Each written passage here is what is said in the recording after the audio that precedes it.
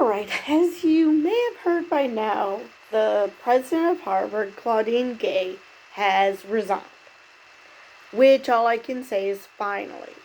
Now, obviously, it's because of her plagiarism, not what she said to Congress.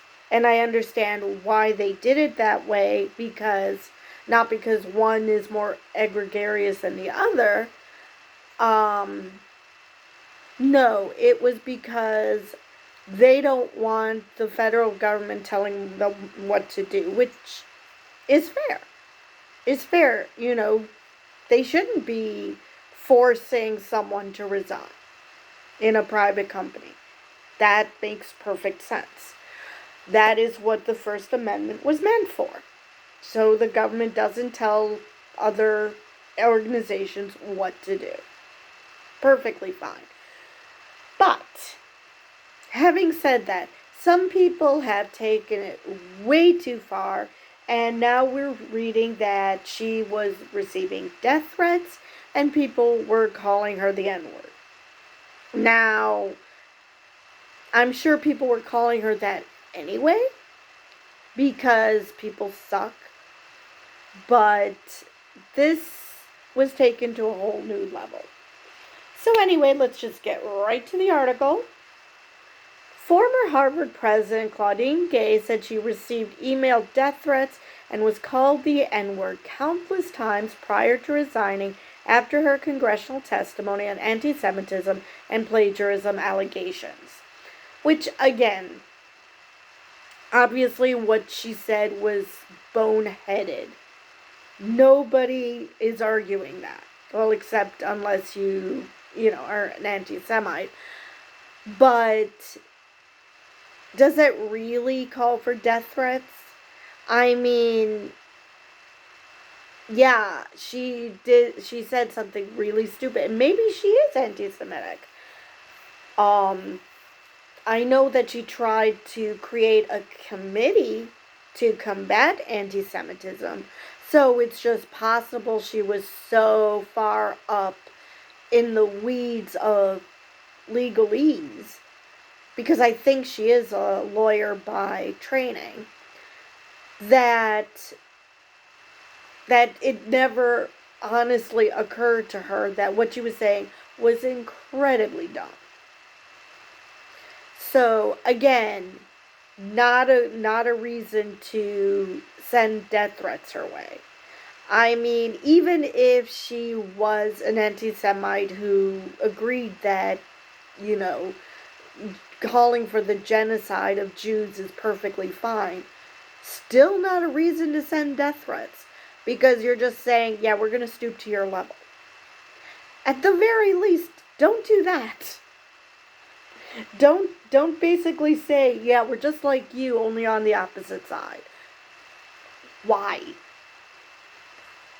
Anyway, Gay made the comments in a New York Times opinion piece on Wednesday, a day after she yielded to pressure from Harvard's Jewish community and members of Congress to step down over the December 5th congressional hearing and allegations about her academic work.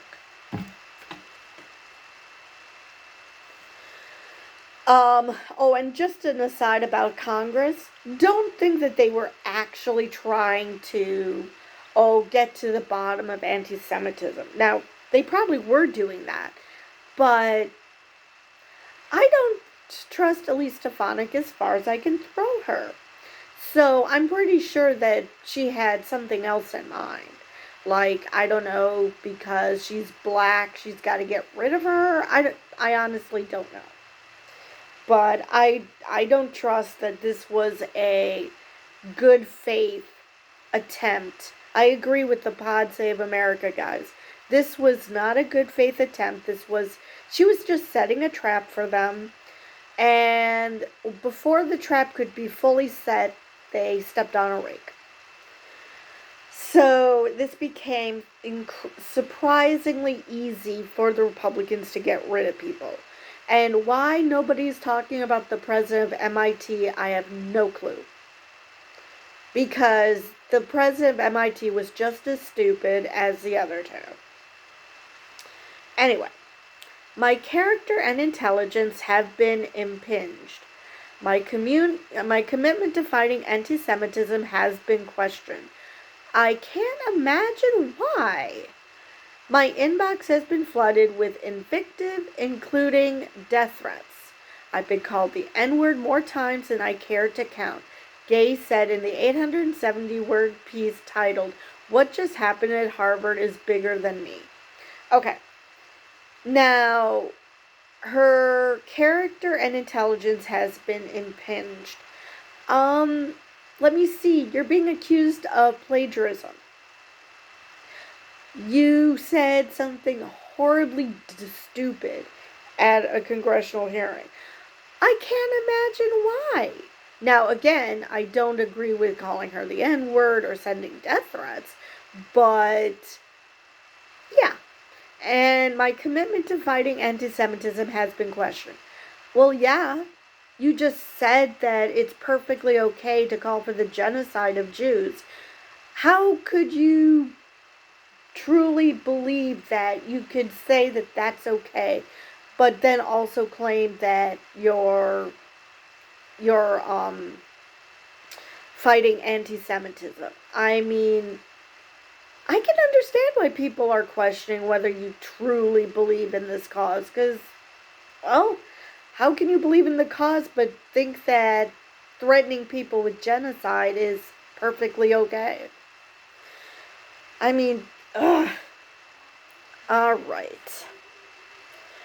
Gay, former University of Pennsylvania President Liz McGill, and Massachusetts Institute of Technology President Sally Kornbluth testified by a U.S. House Representatives Committee on December 5th about an alleged rise in anti-Semitism on college campuses after Israel attacked Gaza in response to Hamas's October 7th strike on Israel. Alright, and again, I have no idea why the president of MIT is not being called out. I heard on the news last night that now they are putting pressure on her, but my question is, why not before? But anyway, the three said it depended on the context when asked by U.S. Republican Representative Elise Stefanik whether calling for the genocide of Jews would violate their university's code of conduct regarding bullying and harassment. Seriously, what context? Unless you guys do not know what genocide is, the context is there. I do not understand why they were saying it's a case-by-case basis. No, it freaking isn't. A genocide is a genocide. I do not understand what context you need. More than 70 U.S. lawmakers demanded the universities fire the presidents over the response, which they judged unacceptable. McGill resigned on December 9th. Now again, I don't like that Congress is getting involved in a private organization to get them to fire somebody. That is literally against the law. So, no. Now, I heard that Harvard's donors were criticizing her, which that's perfectly fine. I mean, she's beholden to them, to the very least. But, yeah, I don't like that members of Congress were doing that. Harvard's board defended Gay. One of her critics, billionaire hedge fund manager Bill Ackman, said he had heard the search pool from which Gay emerged as president was limited by diversity, equity, and inclusion efforts. And there you have it. The real reason people have a problem with these women. This is why the Republicans were attacking these three women. Not colleges in general, but these specific colleges. They were targeting them because of who they are. Not because they said something. I mean, obviously this was before they stepped on a rake, before they said something mind-numbingly stupid. It was simply because of that. This is the first guy who was willing to admit that this was the gist of why they were called to begin with. Ackman said his statement was not racist. Oh, really? And what is it then? I mean, you said simply that a black woman has been named president because of a limiting based on diversity, equity, and inclusion. I hate to break this to you, but just her being a woman would be enough to put that in there. It's not just minorities based on race. It's based on sexual orientation. It's based on any minority. Sexual orientation, gender identity, which includes women. I mean, this isn't just about race. And the fact that he's saying that she's the token N-word is, yeah, that's racist. I'm sorry. At best, sexist. But she's got a twofer going on for her.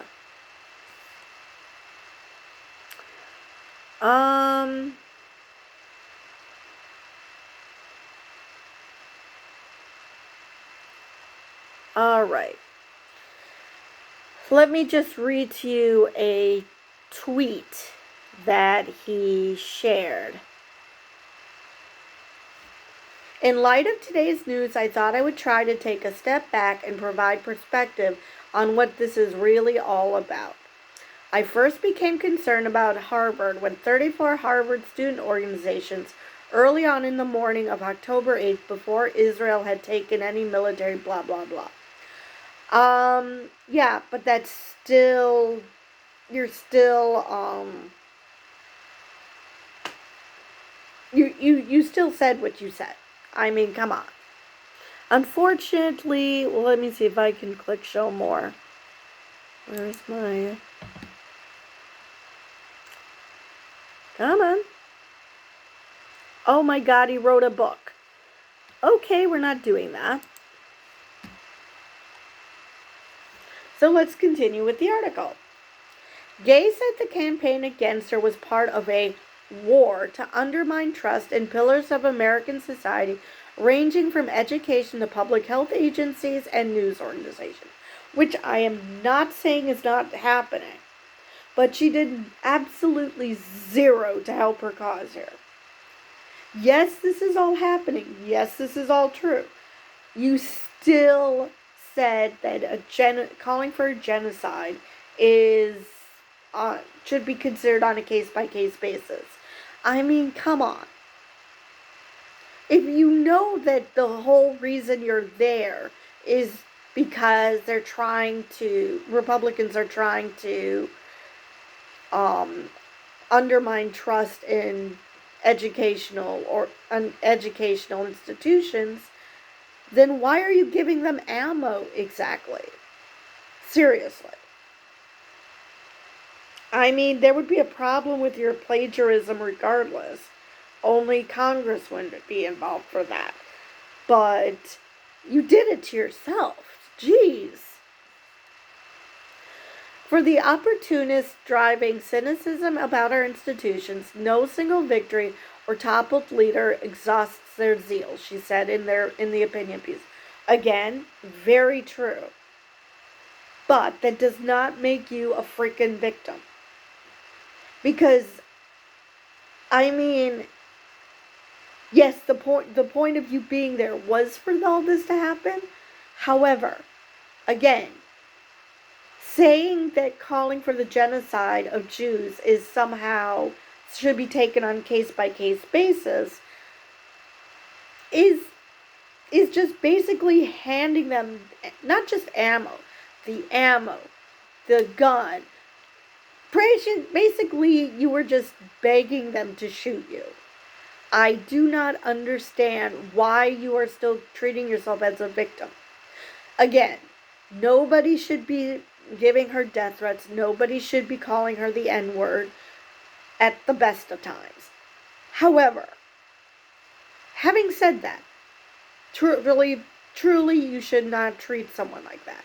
But at the same time, don't put yourself as a victim because you're being fired for no reason.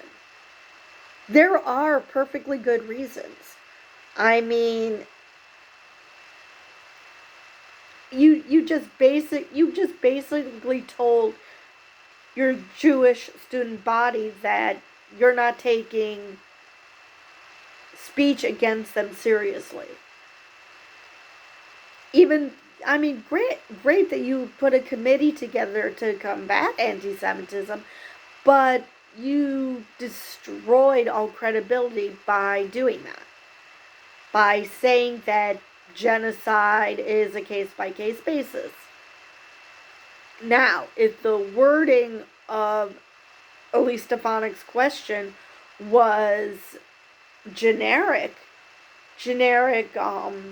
speech criticizing Jews, then yeah, case-by-case basis works. Because what does that mean? Are we talking about threats? Are we talking about saying that Netanyahu sucks? What are we talking about? That's generic enough that, yes, case-by-case basis, fine. But genocide is never a case-by-case basis. I mean, I just do not know what to tell you. So, yes, you shot yourself in the face. Granted, the reason you were there was for the Republicans to try to shoot you. So instead, you're like, here, let me take the gun from your hand and I'll shoot myself. You really did not help yourself. Now, should members of Congress have called for you to resign? Probably not. I'm pretty sure that's illegal. But there is a plagiarism aspect in all of this, and that is why ultimately you got fired. Not because of... Now, you resigned because of pressure. Now, I get it. You know, nobody wants to receive death threats, and they shouldn't have sent them to you. But at the same time, maybe if you acted like you actually had empathy, as opposed to, I mean, someone from, when it came to the Penn president resigning, was like, yeah, she was just too much in the legal weeds. No, because again, how is genocide a case-by-case basis? It's not. It's not a case-by-case basis at all. And I honestly don't know what else to say to you. It's just, that is not how this works. If you knew that the whole purpose of this committee was to do a gotcha, why did you, I don't know, give in to the gotcha? It wasn't even a gotcha. I mean, it wasn't like she twisted a question to make it sound like it's the opposite of what she was asking or whatever. No, she said genocide. You said it's a case-by-case basis. I mean, yes, I would never condone death threats and being called the N-word, but, and yes, you are a victim of that. I will not say you are not a victim of that. But that is a victim, I hate victim blaming, but in this case, yeah, you kind of brought it on yourself. Again, not saying that should have happened, and not saying that I condone it, but at the same time, how can you say that genocide can be okay in certain circumstances, calling for genocide, and not see this happening? I mean, I hate that I'm victim blaming, and I really don't want to be. But again, nobody should have threatened you. Nobody should have called you the N-word. But, unfortunately, she's a black woman in America. I'm sure that's not anything new. But at the same time, you've got to think about what you did. And I do not see, she resigned because of pressure. Not because she thinks that what she said was wrong. And that's what's annoying me. That she's that she hasn't reflected at all. I mean, she's reflected on the reason why she was called, but she just sees that as, oh, this was part of their agenda, and so I'm a victim. You didn't even, you, yes, you're a victim. You are a victim of people who are asshats. That is true. But you did not help yourself. All you had to do was say that calling for genocide is never okay. That's all you had to do. But you tried to be cutesy, and I have no idea how high up in the legal weeds you have to be to think that there is a fine line somewhere when it comes to genocide. That some genocide is okay and others aren't. I just don't understand where you thought you were actually outsmarting Elise Stefanik. Because if you think about it, this is Elise Stefanik we're talking about. It shouldn't be hard to outwit her. But no, she outwitted you because you decided some reverse psychology of, oh, she thinks genocide is bad, so I'm going to contradict her. I just don't know. I really don't know what to say to you. It's just, oh my God, it's so stupid. Well, I'm just rambling at this point, so I'm going to cut it off here, and I will see you guys in the next video.